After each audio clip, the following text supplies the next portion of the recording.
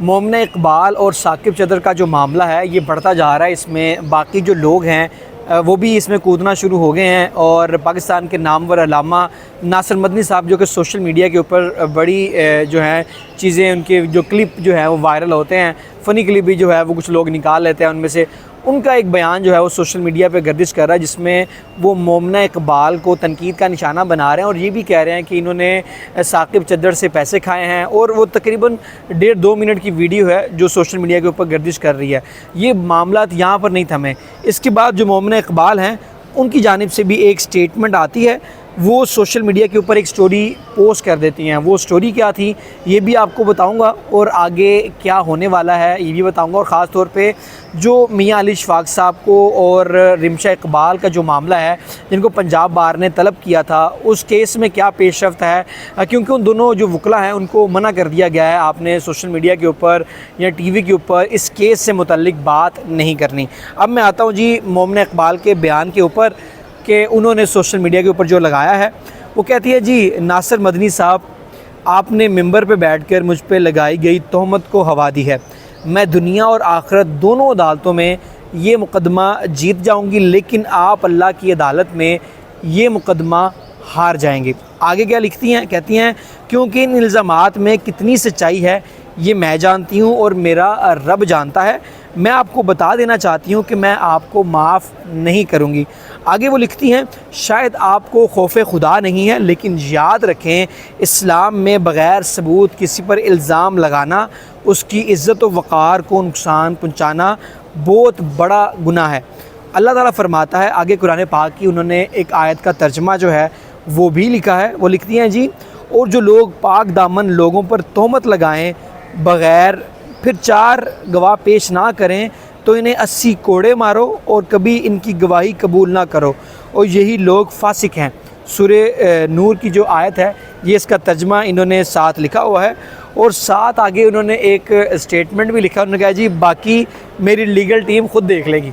यानी कि अब ये मामला सिर्फ बयानबाजी तक नहीं रहे, क्योंकि नासिर मदनी साहब ने स्टेटमेंट तो दे दिया है एक जो सोशल मीडिया पे गर्दिश भी कर रही है और लोग जो हैं वो मिला जुला जो रद्द-ए-अमल है वो दे रहे हैं। कुछ लोग साकिब चद्दर के हवाले से उनके हक़ में बात कर रहे हैं, कुछ लोग मोमना इकबाल के हक़ में बात कर रहे हैं। लेकिन जो नासिर मदनी साहब का ये स्टेटमेंट है ये बड़ा अब ज़ेर बहस रहेगा, क्योंकि अभी ये तमाम मामला जो हैं ये कोर्ट के अंदर है और कोर्ट जो है ये मामला देख रही है, NCCI ये मामला देख रही है, जबकि साकिब चद्दर ने अपनी ज़मानत जो है वो करवा रखी है सेशन कोर्ट से। ये फ़ैसला अदालत ने करना है कि कौन मुजरिम है और कौन मुलजिम है। ये किसी भी शख्स को ये हक़ हासिल नहीं है बग़ैर सबूतों के किसी के ऊपर इल्ज़ाम लगाएं। और साथ उन्होंने ये भी लिख दिया कि बाकी मेरी लीगल टीम देख लेगी। यानी कि अब वो ये चाह रहे हैं कि आने वाले वक्तों में आप ये देखेंगे कि जो नासिर मदनी साहब हैं इनके ख़िलाफ़ जो है वो लीगल एक्शन मोमना इकबाल की जानिब से लिया जा सकता है और एक जो नोटिस है वो भी भिजवाया जा सकता है। और दूसरी जानिब आ जाते हैं जो रिमशा इकबाल और साकिब चद्दर का मामला है, जिसमें कहा गया था जी रिमशा इकबाल जो हैं वो आउट ऑफ कंट्री जॉब कर रही हैं, और उसके अलावा जो रिमशा इकबाल हैं उन्होंने मियां अली इशफाक साहब के ऊपर ये इल्ज़ामात लगाए थे कि इन्होंने करैक्टर असैसिनेशन की है। और ये दोनों इल्ज़ामात जो हैं ये पंजाब बार में भी ज़ेर बहस है, वहाँ पर ये मामला चले जिस पर तकरीबन 4 से 5 घंटे जो हैं मियां अली इशफाक साहब ने आर्गूमेंट्स दिए।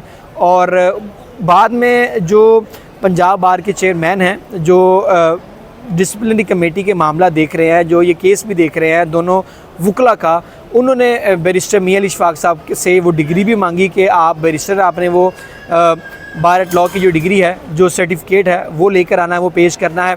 और दूसरी जानिब रिमशा इकबाल ने भी वक्त मांगा था कि जी मुझे वक्त दिया जाए ताकि मैं इस पर बहस करके अपना केस जो है वो पेश कर सकूँ। ख़ास तौर पे एक और वकील साहब हैं आसिफ अली साहब, जिन्होंने इस केस में रिमशा इकबाल के ख़िलाफ़ दरख्वास्त दायर की थी और कहा था कि ये वहाँ पे ऑस्ट्रेलिया में जॉब कर रही हैं और वहाँ पे ब्लैकमेल करके पैसे खा रही हैं।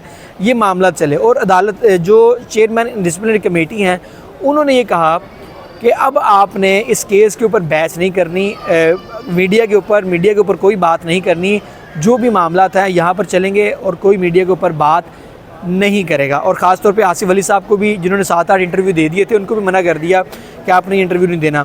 और आज अदालत में क्या हुआ ये मैं आपको बता देता हूँ। आज अदालत ने जो पंजाब बार थी उसने क्या फ़ैसला किया। जो रिमशा इकबाल हैं वो आज अदालत के रूबरू पेश हुई, पंजाब बार कमेटी के सामने पेश हुई और कुछ डॉक्यूमेंट्स उनको दरकार है। वो चाह रही हैं कि कुछ डिटेल उनको मज़ीद मिल जाए तो इस केस को आगे परस्यू करें। वो उनको डॉक्यूमेंट्स अभी तक नहीं मिले थे, तो आने वाले वक्तों में हो सकता है कि आज डॉक्यूमेंट्स मिल जाएँ या कल मिल जाएँ। तो उनको डेट जो है वो दे दी गई है, आइंदा हफ्ते की डेट जो है वो दी गई है। तो आइंदा हफ्ते दोबारा वो अदालत के रूबरू पेश होंगी, जिसमें वो अपने दलाइल जो है वो देंगी और पंजाब बार इस पर फ़ैसला करेगा कि इनका लाइसेंस, दोनों का लाइसेंस मुअत्तल किया जाता है या दोनों का लाइसेंस बहाल रखा जाता है या दोनों को वार्निंग दी जाती है।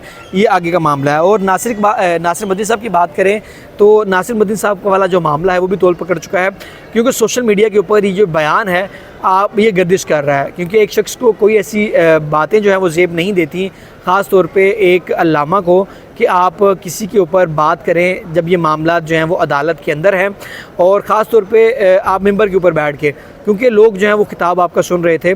तो अगर आप सोशल मीडिया के ऊपर एक्टिव हैं तो लोग आपको सुनते भी हैं, आपको फॉलो भी करते हैं। और ख़ास तौर पे ऐसा हसास मामला, ख़ातून का हसास मामला हो तो वहाँ पे आपको सोच समझ के बात करनी चाहिए कि मैंने कौन सी बात करनी है और कौन सी बात मैंने नहीं करनी। और आपने जो स्टेटमेंट दी वो भी जो है आपने लोगों ने, जो काफ़ी लोग हैं उन्होंने देखी होगी कि नासिर मदनी साहब कह रहे हैं कि इन्होंने पैसे खाए हैं, पहले पैसे खाती रही हैं, फिर आप ये कह रही हैं कि ये मुझे धमकाता था, ये है बला बला। वो मैं उस स्टेटमेंट की जानिब जो है वो डिटेल में नहीं जाना चाहता कि उसमें क्या क्या वर्ड्स जो हैं वो मोमिना इकबाल और रिमशा इकबाल के हवाले से जो हैं वो दिए गए। लेकिन मोमिना इकबाल साहिबा ने एक स्टेटमेंट जो है वो सोशल मीडिया पे वो लगा दी। आगे भी उन्होंने एक स्टेटमेंट लगाई, वो क्या कहती हैं जी, आगे कहती हैं जी, इस आदमी को कोई हक़ नहीं होना चाहिए कि ये इस्लाम को रिप्रेजेंट करे जब एक औरत की इज़्ज़त हंस हंस के उड़ा रहा। मेरी सबसे गुजारिश है कि इससे इस चीज़ का हिसाब लिया जाए, किस सबूत और गवाह की हैसियत से मुझे ऐसे डिस्कस किया गया और अपनी महफ़िल में इस तरह की गुफ्तगू की गई। इतना मुश्किल है हक़ पर खड़े रहना, बात किसी भी पार्टी की, ये क्या तरीका है इस्लाम। खैर ये जो मोमिना इकबाल थी उनका ये स्टेटमेंट था, जिन्होंने सोशल मीडिया के ऊपर अपना ये स्टेटमेंट लगाया और दोनों जानिब जो है वो गोलाबारी जारी है। तो अब आने वाले वक्तों में पता चल जाएगा कि नासिर मदनी को नोटिस कब जाएगा कि नहीं जाएगा, या नासिर मदनी साहब जो हैं इस पे जो हैं वो गलती अपनी माफ़ी तलाफ़ी कर लेते हैं। आने वाले वक्त ही बताएंगे। अपने मेज़बान नातिक रेहान को दीजिए इजाज़त। अल्लाह ने के बाद।